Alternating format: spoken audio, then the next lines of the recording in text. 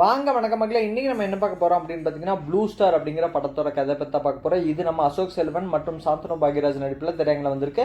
வாங்க நம்ம ஸ்ட்ரெயிட்டாகவே கதைக்குள்ளே போயிடலாம். இது ஒரு கிரிக்கெட் மற்றும் அரசியல் சம்மந்தப்பட்ட படம் தான் இந்த படம். வாங்க நம்ம கதைக்குள்ளே போகலாம். படத்தை ஓப்பன் பண்ணோன்னா அரக்கோணம் ஜங்ஷன் அப்படிங்கிற காமிக்கிறாங்க. இது அரக்கோணத்தில் நடக்கிற கதை தான். அங்கே ஒரு வில்லேஜில் வந்து பயங்கரமான ஒரு போட்டி இருக்குது. அந்த போட்டி என்ன அப்படின்னு பார்த்தீங்கன்னா, அந்த வில்லேஜில் நார்மலாக கிரிக்கெட் டீம் இருக்கும்போல அந்த மாதிரி அந்த வில்லேஜ்லேயே ஒரு கிரிக்கெட் டீம் இருக்குது.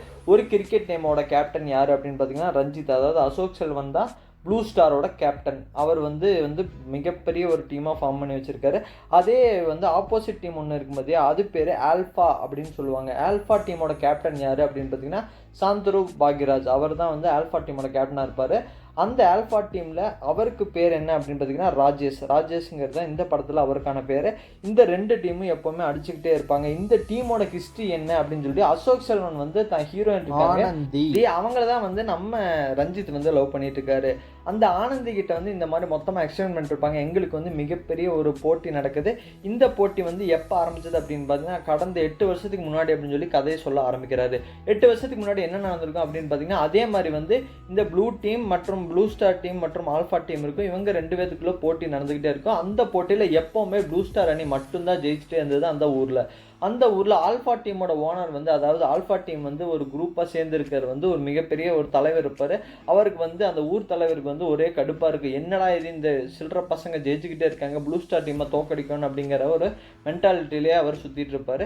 அதே மாதிரி ஒரு நாள் போட்டி நடக்கும்போது என்ன ஆகும் அப்படின்னு பார்த்தீங்கன்னா உள்ளுக்குள்ளே பயங்கரமாக ரெண்டு அணிக்குள்ளே சண்டை நடக்கும். இருப்பார். அவர் பேர் இந்த படத்தில் என்ன அப்படின்னு பார்த்தீங்கன்னா இமானுல். அவர் தான் வந்து ப்ளூ ஸ்டார் அணியோட கேப்டனாக இருப்பார். அந்த கலவரத்தில் வந்து ஃபைட்டில் என்ன நடக்கும் அப்படின்னு பார்த்தீங்கன்னா இமானுலோட காலை வெட்டிடுவாங்க. அவரால் நடக்க முடியாமல் போயிடும். அது மட்டும் இல்லாமல் மொத்தமாக இந்த ஊர் வந்து மிகப்பெரிய ஒரு கலவரமாக நடந்தனால போலீஸ்காரங்க என்ன பண்ணியிருப்பாங்கன்னா இந்த ரெண்டு டீமும் ஆடுறதுக்கு தடை அப்படின்னு சொல்லி இந்த ரெண்டு டீமுக்கு தடை போட்டிருப்பாங்க. இந்த போட்டி எப்போ நடக்கும் அப்படின்னு பார்த்தீங்கன்னா எல்லா ஊர் திருவிழாவையும் இந்த ரெண்டு டீம் மோதிக்கும் எப்போ ப்ளூ ஸ்டார் அணி ஜெயிக்கும். ஆனால் இந்த தடவை என்ன ஆச்சுன்னா ப்ளூ ஸ்டார் அணிக்கு இவங்களுக்கு சண்டை வந்து பயங்கரமாக வெட்டடிப்பட்டனால போலீஸ்காரங்க இதை தடை போட்டிருப்பாங்க. 8 வருஷமாக போட்டியே நடக்காமல் இருக்கும். இவருக்கு வந்து ரஞ்சித்துக்கு கனவே என்ன அப்படின்னு பார்த்தீங்கன்னா அந்த டீம் கூட நம்ம எகெயின் போட்டி போட்டு அது ஜெயிச்சே ஆகணும் அப்படிங்கிற ஒரு லட்சியத்தில் வந்து ப்ளூ ஸ்டார் அணியோட கேப்டன் ரஞ்சித் இருப்பார். அதே மாதிரி தான் வந்து ராஜேஷும் வந்து ஆல்ஃபா டீமோட கேப்டன். அவரும் வந்து கொள்கையோட ரெண்டு டீமுமே முறைச்சிக்கிட்டு இந்த பக்கம் அந்த பக்கம் முறைச்சிக்கிட்டு இருப்பாங்க. இது வந்து தற்செயலாக இது நடந்துக்கிட்டே இருக்கும். ஒரு கட்டத்தில் என்ன நடக்குதுன்னா பார்த்தீங்கன்னா அந்த ஊரில் ஒரே ஒரு கிரவுண்ட் தான் இருக்கும். அது கோயில் கிரவுண்ட். அந்த கிரவுண்டில் தான் வந்து இவங்க கிரிக்கெட் விளையாடுவாங்க. அந்த கிரவுண்டில் வந்து எந்த டீம் வந்து ஃபஸ்ட்டு கல் வைக்கிறாங்களோ அந்த டீம் தான் வந்து விளையாடணும் அப்படிங்கிற ரூல்ஸை இவங்களுக்குள்ளேயே அமைச்சு டீசெண்டாக வந்து விளையாண்டுருக்காங்க. ஒரு நாள் என்ன நடக்குது அப்படின்னு பார்த்தீங்கன்னா அந்த கல்லை வந்து ஏற்கனவே வந்து ப்ளூ ஸ்டார் வச்ச கல்லை வந்து ஆல்ஃபா டீம் எடுத்து இவங்க கல் வச்சு நாங்கள் தான் கல் வச்சோம் அப்படின்னு சொல்லி ப்ளூ ஸ்டார் டீம் கூட வந்து சண்டைக்கு போகிறாங்க. அப்போ முடியவே முடியாது, நாங்கள் தான் வச்சோம், அதனால் நாங்கள் தான் ஆடுவோம் அப்படின்னு சொல்லி ரெண்டு பேத்துக்கு பயங்கரமாக வாக்கா சண்டை மாதிரி பயங்கரமாக சண்டை போயிட்டுருக்கு.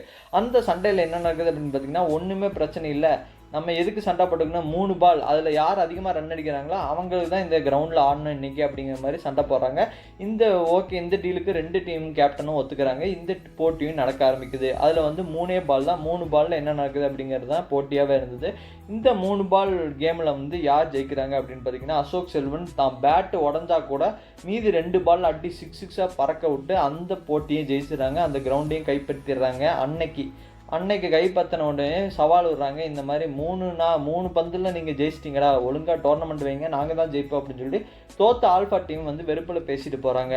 இது வந்து தற்செயலாக நடக்கும்போது என்ன நடக்குது அப்படின்னு பார்த்தீங்கன்னா ஊர் ஃபுல்லாக வந்து இது ஒரு பேச்சாக அடிப்படுது. இந்த ப்ளூ ஸ்டார் டீமும் வந்து ஒரு போட்டி வச்சிடலாம், இந்த திருவிழாவில் கன்ஃபார்ம் வச்சே ஆகணும்னு இவங்களும் கொள்கையோடு நிற்க, அதே மாதிரி ஆல்ஃபா டீமும் வந்து இந்த தடவை திருவிழாவில் கன்ஃபார்ம் வச்சே ஆகணும் போட்டி அப்படிங்கிற மாதிரி அவங்களும் ஒரு ஸ்டாண்ட் எடுக்கிறாங்க. இது மொத்தமாக வந்து நம்ம இஸ்னுல் அண்ணா இருக்கார்ல அவர்கிட்ட சொல்லி இந்த மாதிரி மூவ் பண்ணுறாங்க. இந்த ஊர் தலைவர் முன்னாடி வந்து இந்த மாதிரி சொல்கிறாங்க, இந்த மாதிரி ஒரு போட்டி நடக்கலாம், எதுக்கு நம்ம சண்டையை வளர்க்கணும், இதோட முடிக்கலாம், இந்த போட்டி வந்து ஆரோக்கியமான போட்டியாக இருக்கும் அப்படின்னு சொல்லி கன்வேயும் பண்ணுறாங்க. அந்த போட்டி இந்த திருவிழா அன்னைக்கு நடந்து தீருது. இந்த ப்ளூ ஸ்டார் அணியை வந்து ரொம்ப ஸ்ட்ராங்காக இருக்கறனால நம்ம வந்து ஆல்ஃபா அணி என்ன பண்ணுவாங்கன்னா அந்த சாந்தனு பாக்யராஜுக்கால் ராஜேஷ் அவர் வந்து வெளியூர்லேருந்து லீக் பிளேயர், அதாவது டோர்னமெண்ட் ஆடுற பிளேயரை வந்து கூப்பிட்டு வந்துடுவாங்க. இவங்க வில்லேஜ் ஆடுற பிளேயர் இல்லையா, அங்கே டோர்னமெண்ட்லேருந்து 4 பேரை காசு கொடுத்து கூப்பிட்டு வந்து அடி பறக்க விட்டுருவாங்க. திருவிழா அன்னைக்கு நடக்கிற போட்டியில் வந்து இவங்களால் ப்ளூ ஸ்டார் அணி ரொம்ப கேவலமாக தோத்துரும். அதுக்கு காரணம் அந்த 4 பேர் வந்து லீக் பிளேயரை உள்ளே இறக்கி அடித்து பறக்க விட்டுருவாங்க. அந்த லீக் பிளேயர் பறக்க விட்டு இவங்க ஜெயிச்சும் காமிச்சிருவாங்க. ஆல்ஃபா டீம் வந்து ஜெயிச்சிரும். அந்த திருவிழா போட்டியில் வந்து ஆல்ஃபா டீம் தான் வின்னிங் அடையும். அதுக்கப்புறமா சாந்தனு பாக்யராஜ் வந்து, அதாவது நம்ம ராஜேஷ் வந்து லீக் பிளேயருக்கு வந்து காசு கொடுத்து வரலாம் அப்படின்னு சொல்லிட்டு அவங்க எங்கே ட்ரைனிங் எடுக்கிறாங்களோ அந்த இடத்துக்கே போவார். போனவொடனே காசை கொடுத்துட்டு அங்கே அவங்க நெட்ஸில் ஆடிட்டு இருப்பாங்க. அதாவது நல்லா இவங்க கிரவுண்டில் ஆடிட்டு இருப்பாங்க இல்லையா, அவங்க நெட்ஸில் ஆடிட்டு இருக்கிற பார்த்து இவர் வியந்து சரி இப்படி ஆடுங்க அப்படி ஆடுங்கன்னு சொல்லும்போது அவங்க நீ வந்து ஆடுறா பார்க்கலான்னு இவங்க சாந்தனு பாக்யராஜ் ரொம்ப அவமானப்படுத்துறாங்க. அதே டைமில் கோச்சும் வந்து இந்த மாதிரி நாயெல்லாம் எதுக்குடா உள்ளே விட்றீங்கன்னு பட்டு அவமானப்படுத்தி அவர் வெளியே தள்ளிடுறாங்க.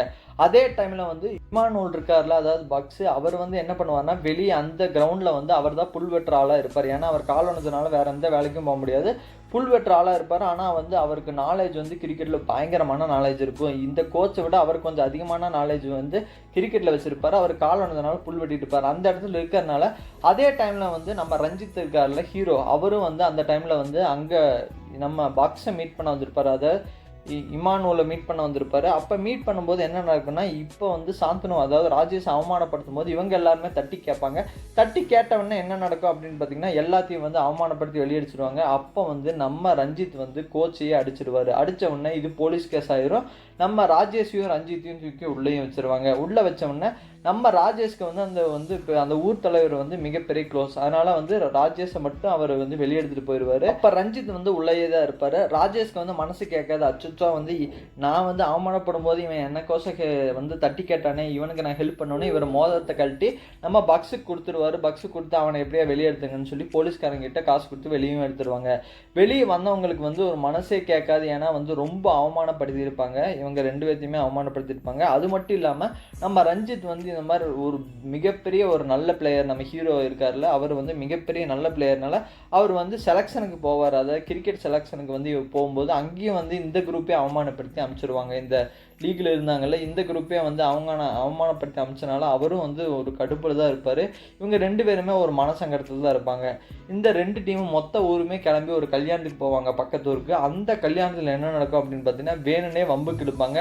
அந்த லீக் பிளேயர்ஸ் எல்லாமே வேணுனே வம்புக்கு எழுதுங்காட்டி இவங்களுக்கு பயங்கரமாக அவமானமாக போயிடும்.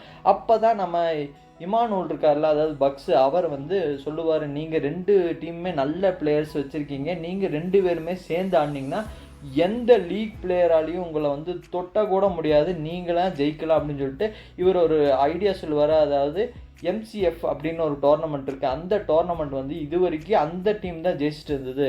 அந்த டீம் வந்து நம்ம தோக்கடிச்சோம்னா அவங்களுக்கு ஒரு பதிலடியாக இருக்கும். நீங்கள் 2 பேரும் சேர்ந்து அந்த டீமை தோக்கடிக்கணும் அப்படிங்கிற மாதிரி ஐடியா சொல்ல, இப்போ வந்து இவங்களுக்கு வேறு ஆப்ஷனே இல்லாமல் ஓகே இவங்களும் ஒத்துக்கிறாங்க. இவங்களும் ஷேக் ஹேண்ட் பண்ணி ஒரே டீமாக ஆடலாம் அப்படின்னு சொல்லி நம்ம ராஜேஷும் ரஞ்சித்தும் ஒட்டுக்கா வந்து முடிவு எடுக்கிறாங்க.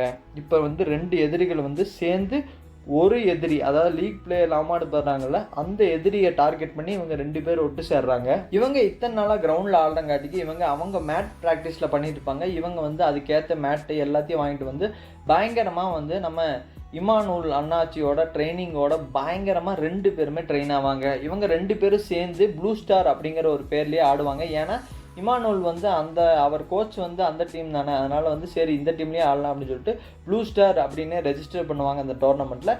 இவங்க 2 பேரும் சேர்ந்து ஆடுவாங்க. ஆனால் வந்து நம்ம ரஞ்சித் அசோக் செல்வன் இருக்கார்ல, அவர் வந்து நீயே இருந்துக்கப்பா, ராஜேஷே கேப்டனாக இருக்கணும்னு ஃபஸ்ட்டு மேட்ச்சில் ராஜேஷே கேப்டனாக வச்சு ஃபஸ்ட்டு மேட்ச் ஆடுறாங்க. ஃபஸ்ட்டு மேட்ச்சில் வந்து மொத்தமாக எல்லா ஃபீல்ட் செட் பண்ணுறது கொண்டு எல்லாமே இந்த பவுலர் போட்டால் கரெக்டாக இருக்கும் அப்படின்னு சஜஷன் வந்து ரஞ்சித் வந்து பர்ஃபெக்டாக கொடுத்தனால ஃபஸ்ட்டு மேட்ச் வந்து ஈஸியாக வின் பண்ணிடுவாங்க. வின் பண்ணதுக்கப்புறமா தான் வந்து ராஜேஷ் வந்து நீயே கேப்டனாக இருந்துக்கோ, நீ வந்து ரொம்ப சிறப்பாக பண்ணுற கேப்டன்சி அப்படின்னு சொல்லிட்டு நம்ம ரஞ்சித்கே கேப்டன் வந்துடும். ரஞ்சித் வந்து ஒரு மிகப்பெரிய பேட்ஸ்மேன் மட்டும் இல்லாமல் அவர் ஒரு மிகப்பெரிய கீப்பர். இதெல்லாம் போயிட்டுருக்க சைடில் வந்து அந்த லவ் ஸ்டோரியும் கடந்துகிட்டே வருது. ஹீரோயினுக்கு வந்து இவரை ரொம்ப பிடிக்கும். ஆனந்திக்கு வந்து நம்ம ரஞ்சித்தை வந்து ரொம்ப பிடிக்கும். அவங்க வந்து மிகப்பெரிய திக் லவ்வில் வந்து போயிட்டுருப்பாங்க. ரஞ்சித்துக்கு ஒரு தம்பி இருப்பார் ஷாம்னு. அவரும் வந்து இந்த கிரிக்கெட் டீமில் இருப்பார், ப்ளூ ஸ்டார் கிரிக்கெட் டீமில். அவரும் வந்து பயங்கரமான ஒரு பவுலர். அவரும் வந்து ஒரு பேட்ஸ்மேன், வெறித்தனமான சேவக் மாதிரி அடிக்கிற பேட்ஸ்மேன். அவருக்கும் ஒரு லவ் ஸ்டோரி போயிட்டுருக்கு. அவரும் ஒரு பொண்ணை வந்து லவ் பண்ணிட்டு இருப்பாங்க. அவங்க வந்து ஆனந்தியோட ஃப்ரெண்டாக இருப்பாங்க. இவர் வந்து அந்த பொண்ணை வந்து வெறித்தனமாக இவர் வந்து லவ் பண்ணிட்டு இருப்பார். கொஞ்சம் ஃபன்னியாக எல்லாம் போயிட்டுருக்கோம். இவங்க ஃபேமிலி வந்து ரஞ்சித் ஃபேமிலி ஒரு கிறிஸ்டின் ஃபேமிலி. இவங்க அம்மா வந்து மிகப்பெரிய ஒரு தெய்வ பக்தர், அதாவது ஜீசஸ் தான் எல்லாமே அப்படிங்கிற இவர் வந்து கும்பிட்டு போகிற ஆள் தான் இந்த நம்ம ரஞ்சித்தோட அம்மா. அவரோட அப்பா வந்து நார்மலான ஒரு ஆள், வந்து டீசெண்டாக வந்து ஜாலியாக இருக்கிற ஒரு ஆள். அப்படியே கட் பண்ணால் ராஜேஷோட ஃபேமிலியில் அவங்க தங்கச்சி இருப்பாங்க, அவங்க அம்மா இருப்பாங்க. ஆனால் ராஜேஷ்க்கு வந்து பொண்ணுங்கன்னா ரொம்ப பிடிக்கும். இவர் துரத்தி பொண்ணுங்க வந்து எல்லாத்தையும் கரெக்ட் பண்ணிட்டு இருப்பார். அந்த மாதிரி ஒரு கேரக்டர் தான் ராஜேஷ். இப்போ ஃபஸ்ட்டு மேட்ச் வந்து ஜெயிச்சிருவாங்க இந்த டோர்னமெண்ட்டில். அப்படியே படிப்படியாக ஒவ்வொரு மேட்சை ஜெயிச்சு கடைசியாக செமிஃபைனலுக்கு வருவாங்க. செமிஃபைனல் வரும்போது தான் மிகப்பெரிய ஒரு ட்விஸ்ட் வைப்பாங்க. அந்த கோச் இருக்கான் தெரியுமா, அந்த வந்து லீக்ல வந்து இவர் நம்ம ரஞ்சித் அடிச்சார்ல, அந்த கோச் தான் வந்து வருஷம் அவங்க தான் வந்து அந்த டீம் தான் வந்து ஜெயிக்கும். அந்த டீம் என்ன பண்ணுறாங்க அப்படின்னு பார்த்தீங்கன்னா, அவருக்கு மிகப்பெரிய இன்ஃப்ளூயன்ஸ் இருக்கும் அந்த டோர்னமெண்ட்டில். அதனால் அவருக்கு வந்து டஃப்பான டீமை செமிஃபைனலுக்கு வேணே மாற்றி விடுவார். இதை போய் கேட்க போன இவங்களையும் வந்து நீங்கள் எந்த டீமாக இருந்தாலும் ஜெயிக்க தானே போகிறீங்க, ஆடுங்க அப்படின்னு சொல்லி ஒரு டஃப்பான டீம் கூட இறக்கி விட்ருவாங்க. அந்த டீமோட அடி வாங்கி மிதி வாங்கி ஒரு கட்டத்தில் வந்து செமிஃபைனலுக்கு சரி போவோம் அப்படிங்கிற மாதிரி வந்து செமிஃபைனலுக்கு ரெடி ஆகிட்டு இருப்பாங்க. அப்போ தான் ஒரு மிகப்பெரிய ட்விஸ்ட் நடக்கும். என்ன அப்படின்னு பார்த்தீங்கன்னா, நம்ம ஆனந்திக்கு வந்து மாப்பிள்ளை பார்க்க ஆரம்பிச்சிருவாங்க. அதனால் இதை வந்து சொல்லிட்டே இருப்பார். லெட்டர் மூலிமா நம்ம ஆனந்தி வந்து நம்ம ரஞ்சித்துக்கு எழுதிட்டே இருப்பாங்க. அதை யார் டிரான்ஸ்ஃபர் பண்ணுறது அப்படின்னு பார்த்தீங்கன்னா, அவங்க ஃப்ரெண்ட் இருக்காங்களா, அதாவது நம்ம சாம், அதாவது ரஞ்சித்தோட தம்பியோட லவ்வர் ஷாமோட லவ்வர் வந்து அதை வந்து நம்ம ரஞ்சித்துக்கிட்ட கொடுத்துருக்கு. ஷாம் என்ன நினச்சிக்குவார், அவர் தம்பின்னா அச்சச்சோ எங்கள் அண்ணாவும் என் லவ்வரும் லவ் பண்ணுறாங்க போல அச்சச்சோன்னு சொல்லி பயங்கர வெறுப்பாயிருவார். நம்ம ரஞ்சித் கூட செமிஃபைனல் நான் ஆட மாட்டேன்டா அப்படிங்கிற மாதிரி வெறுப்பில் வந்து நான் ஆட மாட்டேன் அப்படிங்கிற மாதிரி சொல்லிட்டு சண்டை போட்டு போயிடுவார். அதுக்கப்புறமா என்ன நடக்கும் அப்படின்னு பார்த்தீங்கன்னா, ஒரு கட்டத்தில் வந்து நம்மளோட லவ்வரை நேரடியாக வந்து இங்கே பாரு உங்கள் அண்ணா வந்து ஆனந்தி தான் லவ் பண்ணுது, அதை லெட்டர் தான் நான் மாற்றி தரேன், இந்த லெட்டரை எப்படியாவது போய் சேர்த்துரு அப்படின்னு சொல்லி நம்ம சாமுக்கிட்ட ஒரு லெட்டர் தர. அப்பாடி நான் கூட பயந்துட்டேன், நீ வந்து என் அண்ணன் லவ் பண்ணுறிய அப்படின்னு சொல்லிட்டு இவர் லவ் சொல்லிட்டு ஜாலியாக சிரிச்சுட்டு அச்சச்சா கரெக்டாகிடுச்சு பொண்ணு அப்படின்னு இவரும் வந்து அந்த லெட்டர் தூக்கி ரஞ்சித்கிட்ட கொடுக்குறாரு. எப்போ கொடுக்குறாரு அப்படின்னா, செமிஃபைனல் ஆரம்பிக்கிறதுக்கு முன்னாடி அந்த லெட்டர் கொடுக்க, அந்த லெட்டரை இவ வாசிக்க, எனக்கு வந்து நிச்சயதார்த்த பண்ணிட்டாங்க, எனக்கு கல்யாணம் ஆக போது, என்னை எப்படியாவது என்னை கூப்பிட்டு போ, இல்லைன்னா நான் வந்து இறந்துருவேன் அப்படிங்கிற லெவலுக்கு வந்து அந்த லெட்டர் இருக்கங்காட்டிக்கு இவர் வந்து செமிஃபைனல் ஆடுறதை விட இவர் மைண்ட் செட் வந்து ஒரு மாதிரியே இருக்கும். அந்த மைண்ட் செட்டில் இவர் சீக்கிரமாக அவுட் ஆயிடுவார் செமிஃபைனலில். மீதி பிளேயர் எல்லாமே வந்து பயங்கரமாக ஆடி செமிஃபைனலையும் ஒரு கட்டத்தில் ஜெயிச்சிருவாங்க. கட்டத்தில் ஜெயிச்சதுக்கப்புறம் ஆனந்தியை பார்க்க போகலாம் அப்படின்னு சொல்லிட்டு இவர் வந்து அந்த ஏரியாவுக்கு போனவுடனே, அந்த ஊருக்கு வந்து போனவுடனே அவங்க வந்து அந்த சொந்தக்காரங்கள்லாம் இவங்க அடித்து துரத்திடுவாங்க. இவருக்கு வந்து லவ் ஃபெயிலியர் ஆயிரும். ரொம்ப சோகமாக வந்து இவரும் வந்து சோகத்தில் இருப்பார். ஒரு கட்டத்தில் சரி இதெல்லாம் வேணாம், நம்ம பயங்கரமாக ஆடிய அந்த டோர்னமெண்ட்டை ஜெயிச்சா மட்டும் போதும், நம்ம எய்மில் போவோம் அப்படின்னு சொல்லி ஹீரோவும் தெரிஞ்சு இவர் பயங்கரமாக ப்ராக்டிஸ் பண்ணிருப்பாங்க இவங்க ஓன் கிரவுண்டில், கோயில் கிரவுண்டில். அப்போ ஒரு ட்விஸ்ட் வைக்கிற மாதிரி தான் வந்து நம்ம இவர் இருக்கார்ல, ராஜேஷோட மாமா தான் ஊர் தலைவர்னு சொல்லியிருந்தால, அவர் வந்து இந்த கிரவுண்ட்லலாம் ஆடக்கூடாதுப்பா, இதெல்லாம் வந்து நாங்கள் விற்றுட்டோம், இந்த கிரவுண்டெல்லாம் வந்து இனிமேல் வந்து உங்களுக்கு சொந்தம் கிடையாது, நாங்கள் இனிமேல் வந்து இங்கே ஒரு பெட்ரோல் பங்க் கட்ட போகிறோம் அப்படிங்கிற மாதிரி சொல்ல, அப்போ இவங்க வந்து நம்ம ப்ளூ ஸ்டார் அணி இருப்பாங்களா, ரஞ்சித் கேங் வந்து மொத்தமாகவே வந்து பயங்கரமாக சத்தம் போடுவாங்க. அதெல்லாம் முடியாது அப்படி இப்படின்னு பயங்கரமாக சண்டை போட, அவர் வந்து அதெல்லாம் முடியாதுப்பா, நாங்கள் வந்து இதை தோண்டி தான் போகிறோம் அப்படின்னு சொல்லிட்டு அவரும் சொல்லிட்டு போயிடுவார். அப்போ ராஜேஷ் வந்து எதுவுமே பேச மாட்டார். ஏன்னா அவர் சொந்த மாமானால சரி அவரை எப்படி பசகிச்சதுன்னு சொல்லிட்டு அந்த ஆல்ஃபா டீம் ஜாயின் பண்ணாங்களே, அந்த குரூப்பே வந்து சுத்தமாகவே பேசாது. அந்த டீமும் வந்து பேசாமல் இருந்தனால இந்த ரஞ்சித்துக்கு பயங்கரமாக கோவம் வந்து கத்துன்னு கற்று அந்த டீம் வந்து 2 டீமுக்குமே விரிசல் அடைய ஆரம்பிக்கும். 2 டீமுமே எங்களுக்கு என் மாமா தான் முக்கியம்னு சொல்லி அந்த பாதி டீம் போயிடுவாங்க. அப்போ ஆல்ஃபா டீமில் வந்து இவர் ராஜேஷ் வந்து அதை சொல்ல மாட்டார்.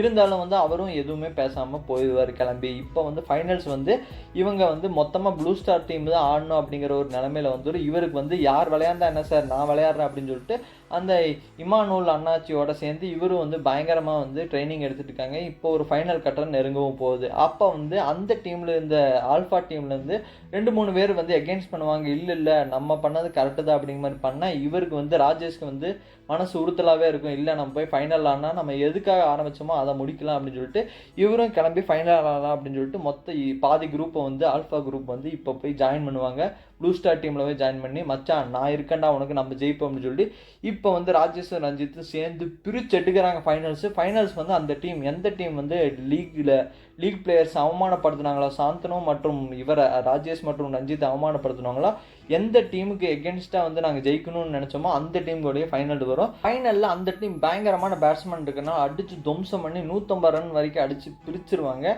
இந்த டீம் வரும்போது இந்த டீமில் வந்து பயங்கரமாக அப்போ ஸ்டார்டிங் கொடுத்து ஒரு விக்கெட்டாக போக ஆரம்பிக்க அப்போ தான் வந்து நம்ம ரஞ்சித் பயங்கரமாக ஆட ஆரம்பிச்சு ஒரு குறிப்பிட்ட கத்தில் ஒரு பால் 2 ரன் அப்படிங்கிற மாதிரி வரும்போது அவர் வந்து இழுத்து ஒரு 6 அடிக்கிறாரு. அது என்ன ஆகுதுன்னா பிளேயர் மேலே பட்டு 4 போயிடுது. மொத்தத்தில் வந்து அந்த பிளேயருக்கு பயங்கரமான அடிப்பட்டது. அந்த பிளேயர் தான் அந்த டீம்லேயே வந்து அரகண்டாக பிஹேவ் பண்ணிட்டு இருந்தாங்க இவங்க இந்த குரூப்பு கூட. அந்த பிளேயரையே இவர் வந்து கடைசி நேரத்தில் ஹாஸ்பிட்டல் சேர்க்குற மாதிரி அந்த பிளேயர் கொஞ்சம் திருந்தன மாதிரி காமிச்சிருப்பாங்க. மொத்தத்தில் வந்து கடைசி பாலில் 4 அடிச்சு இந்த ப்ளூ ஸ்டார் டீம் வந்து அந்த MCF டோர்னமெண்ட்டில் வந்து ஜெயிக்கிறாங்க, கப்பும் அடிக்கிறாங்க. ஒரு கட்டத்தில் வந்து அந்த டோர்னமெண்ட்லாம் ஜெயிச்சதுக்கப்புறம் வேறு லெவலில் கொண்டாடிட்டு வந்ததுக்கப்புறமா ஒரு குறிப்பிட்ட அதாவது இந்த படத்தோட மெயின் ஸ்டீமே என்ன அப்படின்னு பார்த்தீங்கன்னா சேர்ந்துருந்தா யாராலையும் தடுக்க முடியாது. அந்த சேர்ந்து இருக்கிறது இனிமே தான் வரப்போகுது. என்ன அப்படின்னு பார்த்தீங்கன்னா கோயில் கிரவுண்டை வந்து இது வந்து எங்கள் நிலம் அப்படின்னு சொல்லிட்டு நாங்கள் இங்கே தான் வந்து பெட்ரோல் பங்க் கட்ட போகிறோம் அப்படின்னு சொல்லிட்டு நம்ம ராஜேஷோட மாமா இருக்கார்ல அவர் வந்து பயங்கரமான பிரச்சனையோட மல்டி புல்டோசர்லாம் கூப்பிட்டு வரும்போது இப்போ ப்ளூ ஸ்டார் மட்டும் இல்லாமல் அந்த அணி ஆல்ஃபா அணியும் சேர்ந்து அதாவது நம்ம ரஞ்சித்தும் ராஜேஷும் சேர்ந்து ஊர் மக்கள் மொத்தமாக திரண்டு வந்துடுவாங்க. எல்லாருமே சேர்ந்து இது கோயில் கிரவுண்டு, இந்த கிரவுண்டில் யாரும் கை வைக்க முடியாது, எந்த தனிப்பட்ட மேருக்கும் வந்து இது உரிமை கிடையாது, இது ஒரு கோயில் நிலம் அப்படிங்கிற மாதிரி அவங்க எதிர்த்து நிற்பாங்க அந்த பெரிய ஆளுங்க கூட இல்லாமல். அதோட இந்த படத்தை முடிக்கிறாங்க. இந்த படத்தோட இன்ட்ரெஸ்டிங் ஃபேக்ட் என்ன அப்படின்னு பார்த்தீங்கன்னா ஹீரோயின் கடைசி வரைக்கும் சேரவே மாட்டாங்க, பிரிந்து விடுவார்கள். அதோட இந்த படத்தை முடிக்கிறாங்க. ப்ளூ ஸ்டார் அணி படத்தில் வந்து ஒவ்வொரு சீனையும் மெனக்கெட்டு எடுத்துருக்காங்க. இந்த படம் வேற லெவல் அற்புதமாக இருந்தது. இந்த ஸ்டோரி உங்களுக்கு எப்படி இருந்துச்சு அப்படின்றத கமெண்ட் செக்ஷன் கமெண்ட் பண்ணுங்கள். அது மட்டும் இல்லாமல் மாஸ்டர் பேங்க் சேனலுக்கு லைக் பண்ணுங்கள், ஷேர் பண்ணுங்கள், சப்ஸ்கிரைப் பண்ணுங்கள். பாய்.